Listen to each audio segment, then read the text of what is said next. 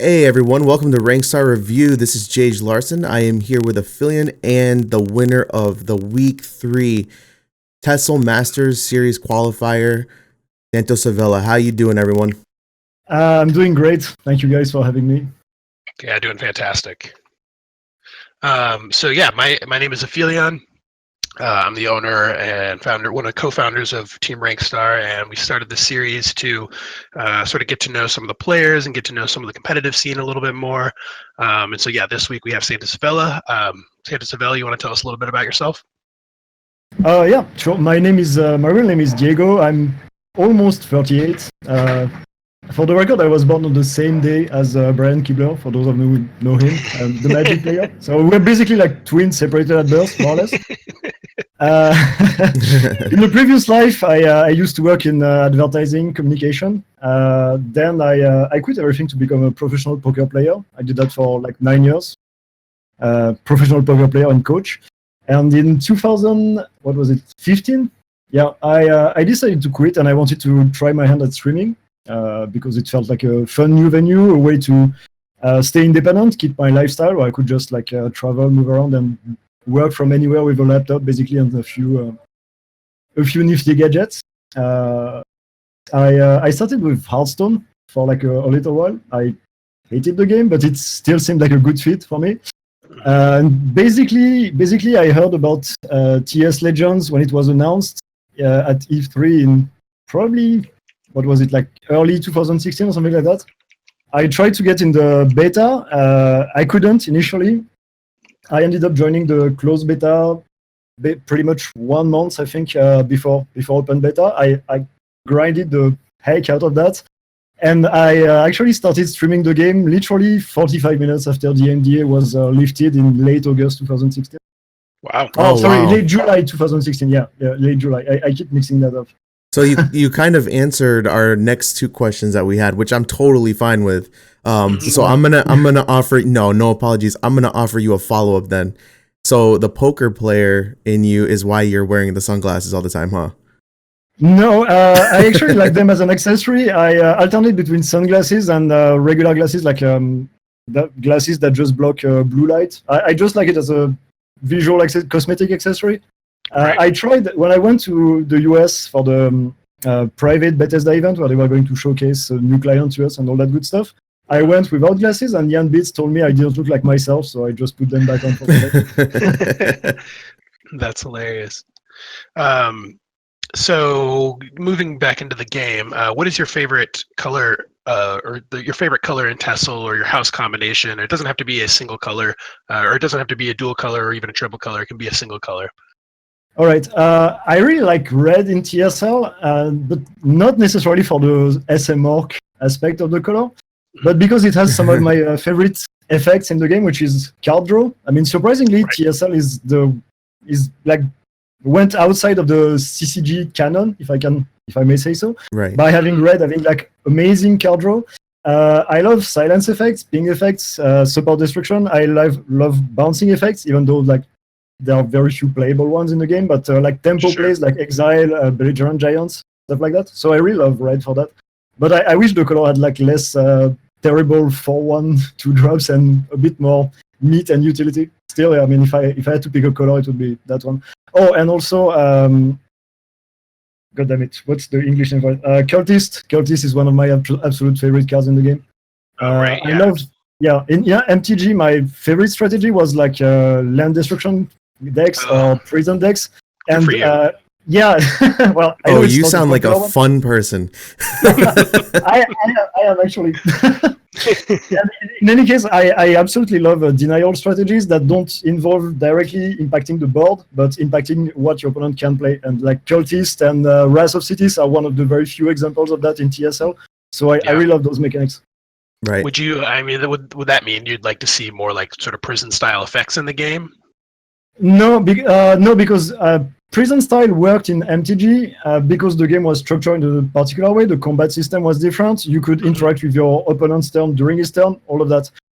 In a modern CCG like Hearthstone, TSL, it doesn't work quite as well. Same thing with discard effects and all of that. Like when you're starting hand with 3 cards, discard effects would be way overpowered. Right, yeah, absolutely.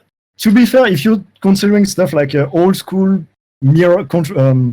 control mage mirrors from 2016, it was basically both players playing prison, and I wasn't a huge fan of that. So I'm fine with enjoying different archetypes with different games, because there's specificities to every game, right? Like mechanics are working differently, and Yeah, absolutely. So, in TSL, I'm loving mid-range decks. I started with mid-range Archer, of course, back when it was like so amazingly OP in every possible way, and yeah, I've been going on since then. Awesome. So the next question, right, relevant to Tessel. So what is your most underrated card in the game? That's a tough one. I think, well, it's probably not the most underrated card, because it's like right below constructed playable tier, but I really like Gavel of Judgment in some metas, compared to, for example, Crusader's Assault. Like on paper, Crusader's Assault, is way better. It's like you can draw 2 cards, and it's like a huge amount of card advantage. But I like the tempo of Gavel, the fact that you can keep board presence, take a favorable trade, keep board presence, and generally speaking, I'm a tempo player, so I'm willing to sacrifice card advantage for like strengthening my board presence and like immediate tempo plays. Okay, so I would say Gavel, but I mean, I'm sure I could come up with a better one. Okay, I can tell you, yeah, I definitely agree with you. At least it's like Gavel is the Crusaders' assault almost of Arena nowadays, because it's like almost like a removal. So it'd be cool to see that more in a little bit in Constructed. So on the flip side, what is your most overrated card? What card do you think people overhype too much?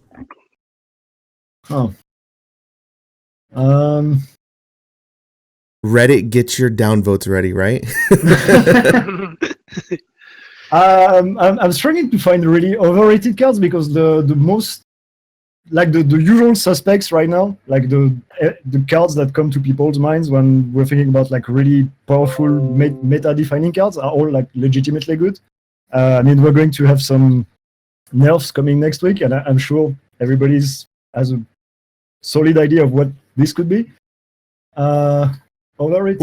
Well, if you want to do that, I think Aphelion will be cool with this, since it's relevant to the week. Yeah, why don't you go ahead and speculate? Like, let's instead of saying what's overrated, what do you speculate are going to be the changes?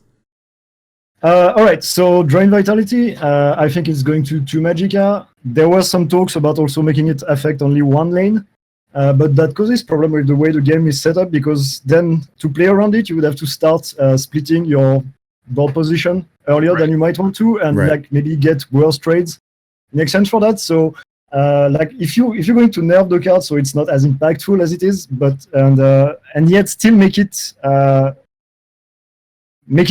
force you to take worse plays to play around it, I don't think it's the right way to do it. So I'm thinking it's going to go to 2 Magicka. I think it's still going to be too good at 2 Magicka. Second is going to be Necromancer. I think it's going to 7 Magicka most likely. Same thing with Freak's Insurrection. The card itself in a vacuum is really not that OP. I mean, it took a while for it to start emerging and impacting the meta, but considering the current card pool that we have, it's too strong. Right. Mudcrab Merchant is probably going to go down to 1-2 if I had to guess. 1-3 is like too good of a stat line for how good it is in some decks, on some matchups specifically. Specifically the matchups where you're going to get to use the card you receive from it, and your opponent is never going to get to play that card, because it's usually going to be the last card that they get to play, since it's on average it should be worse than whatever they put in their decks. So it's basically like a 1-3, draw a card, discover a card, pick one, and no downside. It's really too good. Right.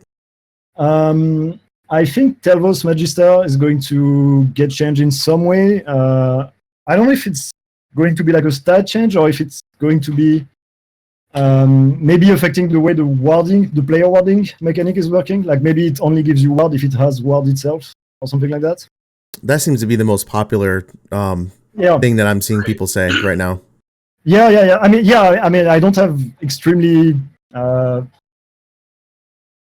how shall I say it? Like extremely different opinions of that matter. I think pretty much everybody agrees that there are like maybe 8-9 cards that would be really solid candidates.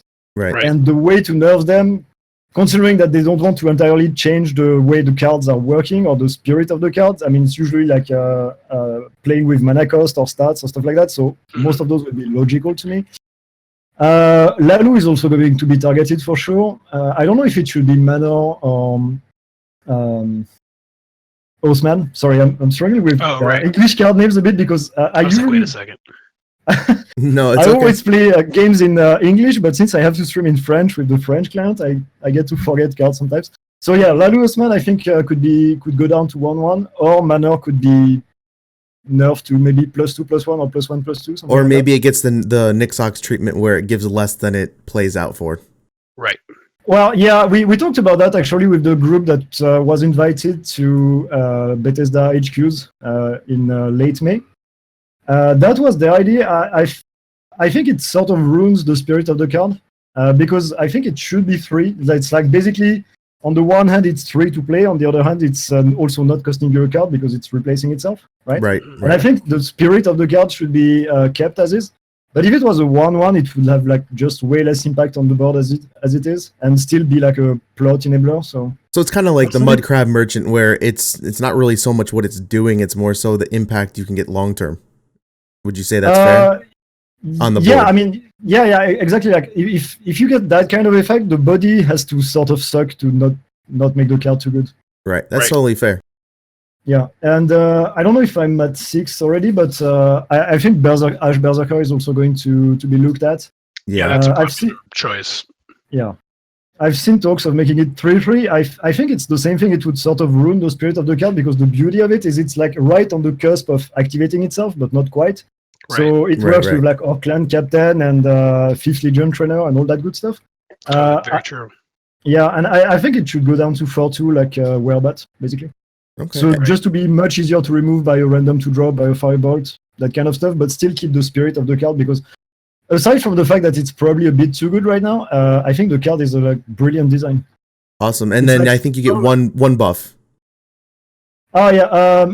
If I had to bet what is going to be buff, I think it's Duke Vedamdren, personally. I think it's going to get like the Brynjolf treatment in some way, go up to 4/5, 4/6, something like that, just to have more board presence. Okay. Or maybe they'll toy around a bit with the effect, but okay, cool. So I think we're good to go on to the next one here. So how do you define success and how do you measure it in your Tessel career here? Besides winning, right, this weekend, because we don't let you cheat on that one. Well, it's not so much about my TSL career as my life in general. I would measure success in terms of how happy I am to wake up in the morning and go to do whatever I'm doing, whatever I have to do. Obviously, by becoming a streamer, I chose to make way less money than I used to. So success is obviously not a measure of how rich you are in my book. When it comes to TSL, I mean, I would say I would measure my success in TSL as my success in streaming in general. Not like becoming the top X legend in TSL is obviously a good thing, but it's not my main goal. My main goal is to build a community, have a really fun stream for everybody, showcase every aspect of the game from solo arena to weird formats to constructed, have both entertaining and solid teaching content, all of that, and have people. I mean, simply have people tell me they had a really good time and they wanted to come back. So this is my main goal. I can't tell you that success in TSL is like getting exactly top 8 every month or whatever. It's not the way I perceive things, even though I'm absolutely fine with people seeing it that way and enjoying this part of the game. Awesome. Very cool. So, again, not counting your win last week, what is your proudest moment of playing Tessel? Well, I mean, it will have to be season 1 when I got my highest finish because that's the one season I actually tryharded on the ladder. I was top 1 for a couple of days, like 2 or 3 days, and I finished top 3 that season. I really wanted to do it because it was the first season. That was a way to advertise myself. I mean, make myself known to a wider audience. Right. I did give it my best shot. It went well, obviously, and I was really happy about that part. Yeah. Very cool. So I don't play much Arena, so I don't actually know how the ladder works. When you get to Legend, is there a ranking system similar to that of Constructed where you can go from 500 Legend to 1 or? No, no. Arena is just has like 9 ranks, and basically every time you do an arena run and you get the max number of wins, you gain 1 rank, and then you just stay there forever. Except with each new release, like small story modes and expansions, there is a soft reset where everybody goes down to by 3 ranks, I think. So every time that happens, I go back to rank 4, and I have to. There is no real competitive scene in Arena as in the form of a global leaderboard or anything like that. Sure. This is something I know Sparky Pants is interested in doing. I mean, Bethesda obviously and Sparky Pants. Sure. We talked with them about it. They do feel it would be a good fit for the game. I'm not saying it's going to be in the new client release time, of course, but this is something I would enjoy. Yeah, I would like to see that too. Yeah, I love Arena. It's like you're never playing exactly the same game twice. Every deck is different. Right. You have to learn to play around a much wider range of potential answers for your opponent. I mean, yeah, it's like so much fun. And even Chaos Arena, on my Friday night arenas, we have special format in place. We have I call them Shogo Draft. And I have a wheel that picks some of the cards for me, or some of my viewers do. My VIPs, it could be random cards. I might be forced to pick the worst card available, stuff like that. It's they really sabotage an extra you. twist. Yeah, exactly. It's like Arena with a handicap. It's so much fun. It even makes solo Arena challenging sometimes. Right. Oh, I believe that. Yeah. So just because we have the unique opportunity to speak to you, because you did come over, a couple months ago to speak with everyone, I'm kind of going to replace our next question here. I want to know how much did your opinion change of the state of the game when you got to come? So before you got here, how did you feel? And then after you left speaking to them, what was that change? How did that look for you? All right. I'm going to need a second to find a proper way to phrase this out, because I don't want to give the wrong vibe to anybody listening to this. No, certainly. Yeah, take your time. Well, when I was invited to this, I was, shocked, obviously, but also this was the first thing that started giving me hope, renewed hope for the game, because the fact that they were willing to fly over maybe 8, 10, 12 people like me to showcase what they had in store for the future, talk to us and everything, it clearly showed a willingness to support the game, keep going forward with it, keep growing it. And that was obviously a reassuring sign, because let's be honest, there were some lulls in the career of the game. Yeah, right? Yeah, absolutely. And second, when I heard that they just scratched the entire client and they were like having it redone entirely from scratch. And that was the reason why so many of the new features, so many new functionalities, so many things that we were expecting to happen earlier didn't happen. I was obviously relieved, because then it made sense. Like there were things that were talked about like months and months earlier, and we saw nothing coming. We had some hints at a competitive scene coming, but also like for months nothing really materialized. It almost felt like nobody was listening and no one was acting, and it was kind of weird that no one was telling us what was going on. Yeah, I have to be honest. It felt like there was no. We're talking to a wall, so to speak. And suddenly that explained everything, because of course, if you're going to have the client entirely redone by a new developer and like start from scratch and have all those updates and new functionalities that you're going to be able to integrate much more smoothly, much more quickly, without having to go through huge server downtime and all of that, then it made absolute sense to wait for the new client to be ready. And of course, the new client had to take some time to come out. Like when you realize that TSL took, I think, 7 years in development. Oh yeah. In total, Yeah. and that they were redoing all of it in a year. Of course, Yeah, it's pretty that crazy. had to take priority, and then everything else would follow. And that was honestly, a huge sigh of relief, and I was obviously ecstatic. Yeah, absolutely. Yeah, I think that was one of the most exciting times I've experienced in like a digital card game community. For sure. I've only been playing since about December, so I don't have nearly the history. But I know that when you guys got invited out, like the hype was palpable. Like people understood what this meant and what this represented, and we knew that there was going to be big things coming. Like we didn't know that it would come in the form of QuakeCon. I mean, frankly, when that was announced in the Master Series qualifiers leading up to that, I was just like so blown away that we were I know, basically right? turning into an esport. And so it was super exciting to see all of that, when you guys got flown out and sort of see the back, what was happening once you guys all got back. So are moving on to our next question.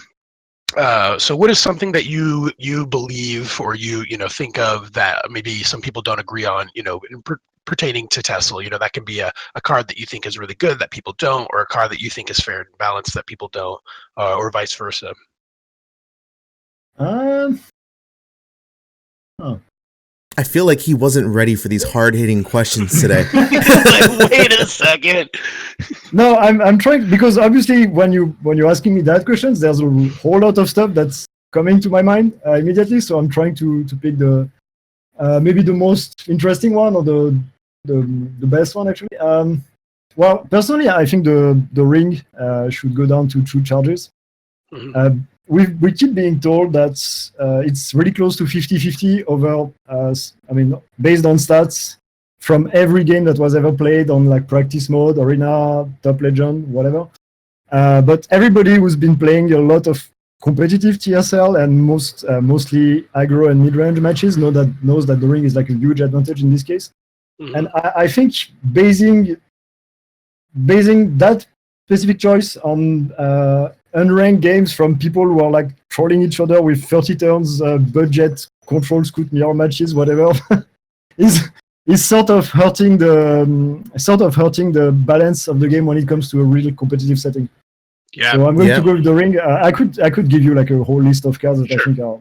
No, that's a great answer. I wonder if what if the ring is one of the nerfs on Monday?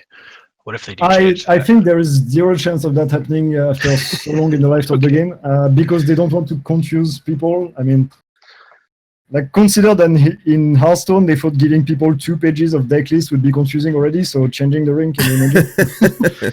Yeah, fair point. All right. Or maybe have some sort of cooldown on it. I don't know. I still think it's going to remain a salient point throughout the entire life of the game. Just like, for example, the land system in Magic was its Achilles heel, even according to Richard Garfield, the designer himself. He said if he had to do it all over again now, he wouldn't use the same resource system. But he had to keep with it because it was. It was like the heart of right? the game. You can't just change that up, right? Yeah, but I mean, it was a mistake Right. Yep. in retrospect. Right. And I really like your take on that with the data point. You're right. Like, we keep getting told it's like 51 point something percent, and that's like that 1% doesn't make a big difference, but it doesn't feel like that no matter how long you play. And I know that you can get a little bit like that emotional feeling and you just feel like it makes a difference, but you can be aware of that, and it does not feel like the ring never matters. I think it also mostly matters on the meta too. Sure.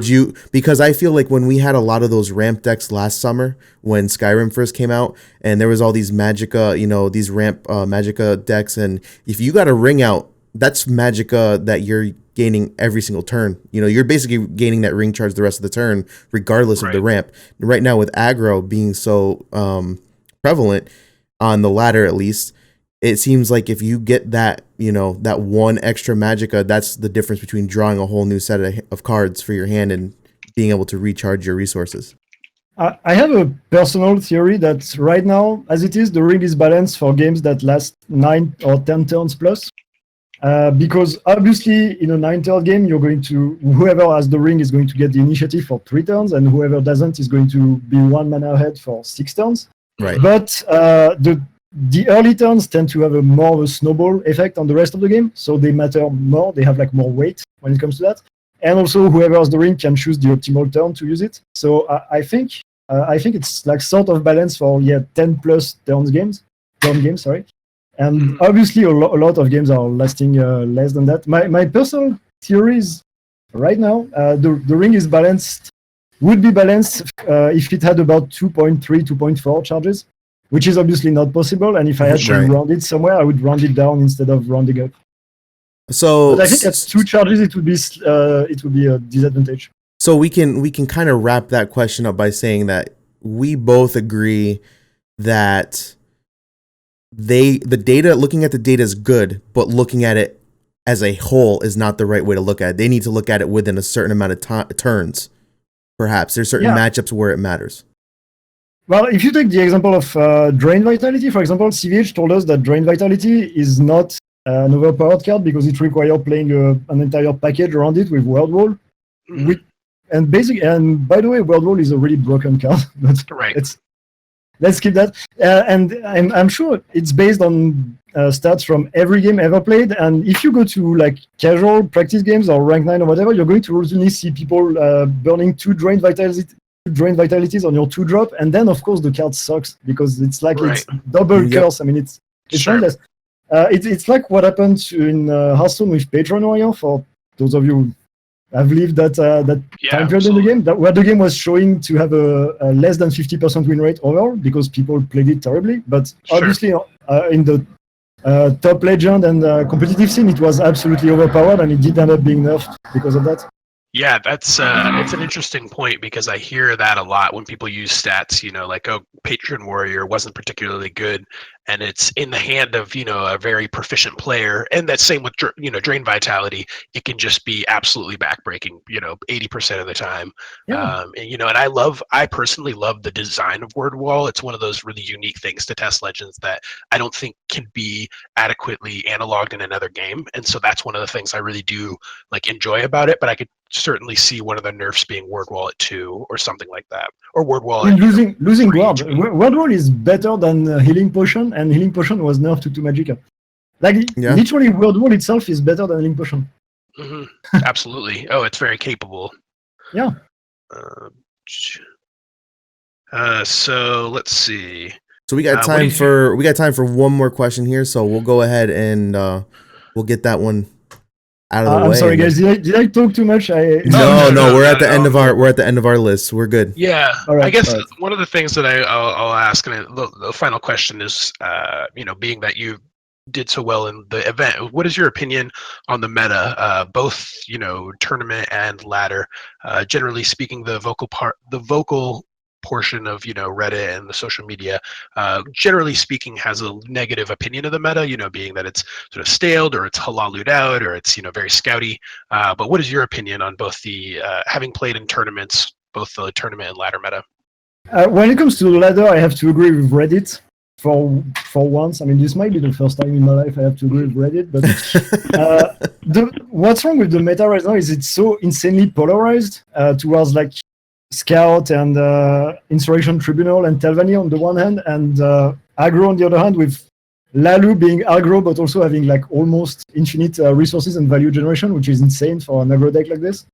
That everything in the middle gets stuck, and basically if you're trying to play a reactive deck or anything in the middle of that spectrum, either you're going to get run over by aggro, or you're going to be ground out by the control decks and not be fast enough to raise them. So I think this meta is frankly the worst we've ever had, at least since the very release of the game, when there was basically only 2 decks, Mid Archer and Control Mage. And this is something that obviously bothering me, and I was obviously overjoyed when I saw that new balancing patch was coming. That said, I think there's also more space for more decks right now to do well on the ladder, because you can take more, for example, a mid-range monk and do really well with it. There's a lot of decks that would be viable that people don't experiment with. When it comes to tournaments, the fact that you get to play with open deck list and mostly that you have a ban drastically changes things. I would actually give a kidney to get ladder with a ban. If I could just ban Scout my entire life, I would be playing ladder 10 hours a day. Yeah, what a unique experience that would be if you could just queue up and say, look, I never want to play against this one deck, but I'll play against everything else. That would be kind of interesting. You're just gonna end up with people queuing up with Scout and Telvanni, and then it's not gonna matter. Well, then they're just gonna play against each other, right? Or they're just going to play against each other. So. because the one restriction is you also can't ban your own class, obviously. So Sure. if you're Yeah, going yeah, to sure. scout, you're stuck with mirror matches the entire day. That would be a adequate punishment, I think. Yeah, and one actually last thing I want to touch on, even though we're going a little bit over, but you brought actually a pretty yellow heavy lineup, with the Yes. exception of Warrior. Some of the more unpopular decks, not unpopular, but like less prevalent decks were mid mage, mid monk, and even Redoran. But what do you think? Why did you choose to bring mage and monk? Like, I really like monk, and I think actually I'm going to play this list quite a bit. But what made you decide on these over some of the other choices? Well, on the one hand, like there's the fact that I would rather die than play Scout and Telvanni even in tournament. Like I would literally rather not play at all than have to play that. So it's obviously a strong preference. It's also obviously a weakness on my part, but I'm fine with it. And second, I felt like people wouldn't be prepared at all against this type of lineup. And this type of lineup specifically was with one ban was really well suited to both like having good ways to tempo out against aggro and stabilize on the board and come back, like beat Monk Strike on the Monks list, down Star Healer on the mid mage list, this kind of stuff, and also be just fast enough to outrun pure control lineups. Obviously, my weakest point would be like pure control lineups with like Tribunal, Telvanni, Scout, and maybe Raid Daggers or something like that. Sure. But with one ban, I figured I could get through most of those, and in the rest of in the standard lineup with Lalu, Scout, Telvanni, and some Force deck, I could just ban Scout every time. Telvanni is actually a much better matchup for my lineup than Scout because the deck is just way less stable. Like on paper, it has like a much better high roll potential because of the combo, because you have Sorcerer's Negation, Firebolt, you have all that cool early game. But the reality is, it's so much harder for it to put together 2 drained vitalities before turn 6. I mean, that's what it comes down to. So yeah, absolutely. All right, well, I'm gonna go ahead and we're gonna wrap it up here. Thank you so much for joining us this week. Yeah, thank you. We were excited to see you. I'm kind of sad we didn't get to watch you when we were casting Saturday, but I totally say it paid off, right? You didn't have to worry about whatever you were worried about, and I want to ask you what it was. But I just want to say, hey, maybe one of these times we can get you on one of those qualifiers on the weekend. Maybe Aphelion and I can get that set up. So we'll go ahead and say Saturday with you for sure. Yeah. Because I'm actually casting the top 8 on my channel every week, except obviously the last one where my showcasters took over. But I'm hosting the official French recast for the Masters Qualifiers. So yeah, awesome. That would be awesome. We would love to have you. So yeah, no. Anyways, we're gonna go ahead, but like I said, go ahead and follow us on Facebook, Twitter, Instagram, and we also have a Discord that all the information is gonna be listed down below. So thank you very much. We're gonna wrap up this weekly review. Have a good night, guys. Yeah, thank you. Bye, guys. Thank you. This was fun.